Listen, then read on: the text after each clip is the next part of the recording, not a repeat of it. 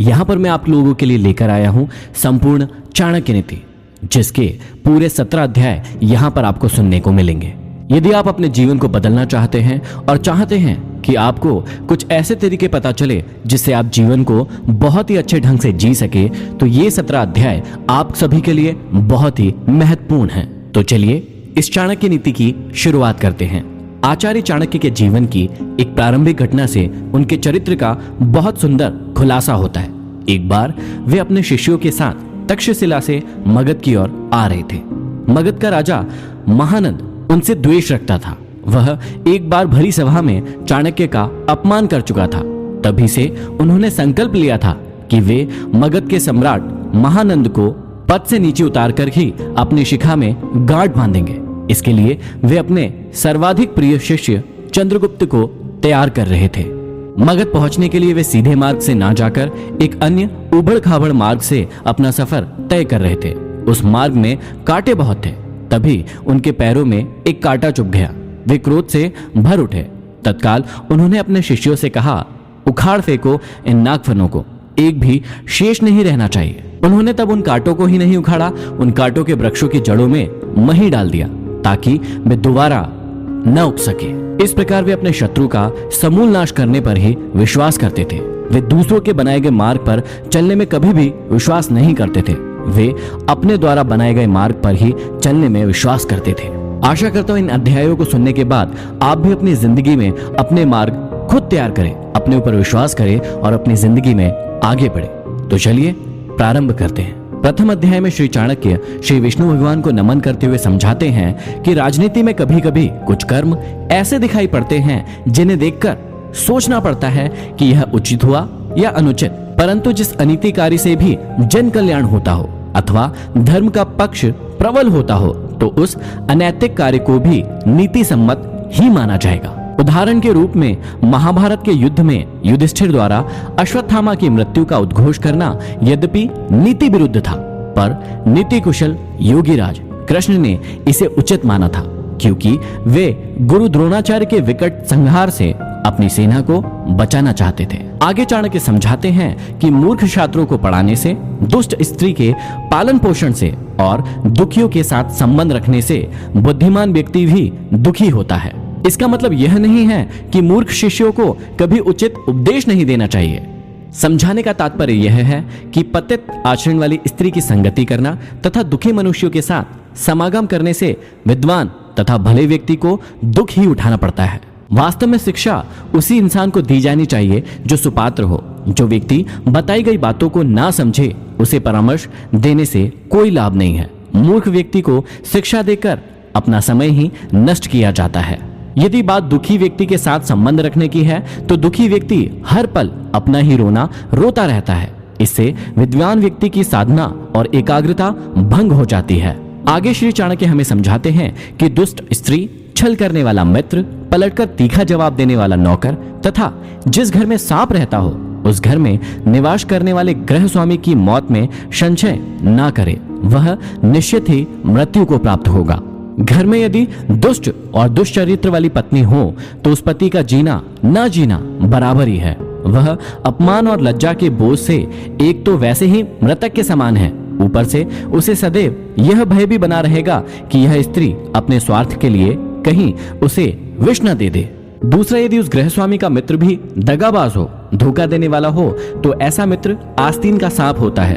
वह कभी भी अपने स्वार्थ के लिए उस गृहस्वामी को ऐसी स्थिति में डाल सकता है जिससे उबरना उसकी सामर्थ्य से बाहर की बात होती है। तीसरा, घर में यदि नौकर बदजुबान हो, बात बात में झगड़ा करने वाला हो, पलटकर तीखा जवाब देने वाला हो, तो समझ लेना चाहिए कि ऐसा नौकर निश्चित रूप से घर के भेद जानता है, और जो घर के भेद जान लेता है वह उसी तरह से घर बार का विनाश कर सकता है जैसे विभीषण ने घर में भेद करके रावण का विनाश करा दिया था।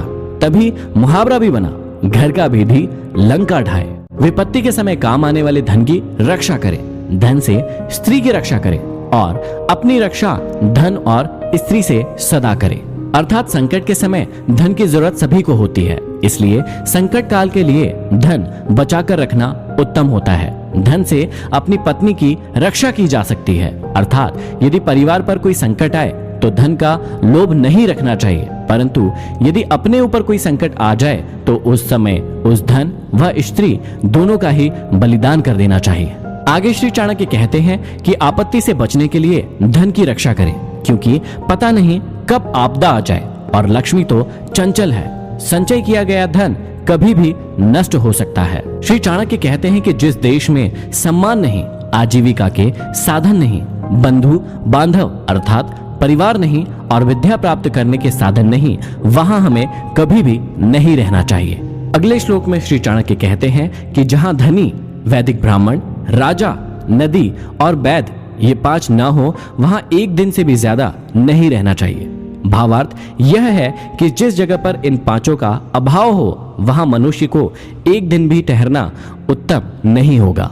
जहां धनी व्यक्ति होंगे वहां व्यापार अच्छा होगा, जहां व्यापार अच्छा होगा तो वहां आजीविका के साधन भी अच्छे होंगे। जहां श्रुतियों अर्थात वेदों के ज्ञाता ब्राह्मण होंगे, वहां मनुष्य जीवन के धार्मिक तथा ज्ञान के क्षेत्र में भी विस्तृत रूप से फैले हुए होंगे। जहां स्वच्छ जल की नदियां होंगी वहां जल का अभाव नहीं रहेगा, और जहां कुशल वैद्य होंगे वहां बीमारी पास में नहीं आ सकती। आगे श्री चाणक्य कहते हैं कि जहां जीविका, भय, लज्जा, चतुराई और त्याग की भावना ये 5 चीज ना हो, वहां के लोगों का साथ कभी ना करें। श्री चाणक्य कहते हैं कि जिस स्थान पर जीवन यापन के साधन ना हो, जहां सदैव भय की परिस्थिति बनी रहती हो, जहां लज्जाशील व्यक्तियों की जगह बेशर्म और खुदगर्ज लोग रहते हो, जहां कला कौशल और हस्तशिल्प का सर्वदा अभाव हो और जहां के लोगों के मन में जरा भी त्याग और परोपकार की भावनाएं ना हो, वहां के लोगों के साथ ना तो रहें और ना ही उनसे कोई व्यवहार रखें। श्री चाणक्य कहते हैं कि नौकरों को बाहर भेजने पर, भाई बंधुओं को संकट के समय तथा दोस्तों को विपरीत परिस्थितियों में और अपने स्त्री को धन के नष्ट हो जाने पर परखना चाहिए, अर्थात उनकी परीक्षा लेनी चाहिए। चाणक्य ने समय समय पर अपने सेवकों, भाई बंधुओं, मित्रों और अपनी स्त्री की परीक्षा लेने की बात कही है। समय आने पर ये लोग आपका किस प्रकार साथ देते हैं या देंगे, इसकी जांच उनके कार्यों से ही होती है। वास्तव में संसार में मनुष्य का संपर्क अपने सेवकों, मित्रों और अपने निकट रहने वाली अपनी पत्नी से होता है। यदि ये लोग छल करने लगे तो जीवन दुभर हो जाता है।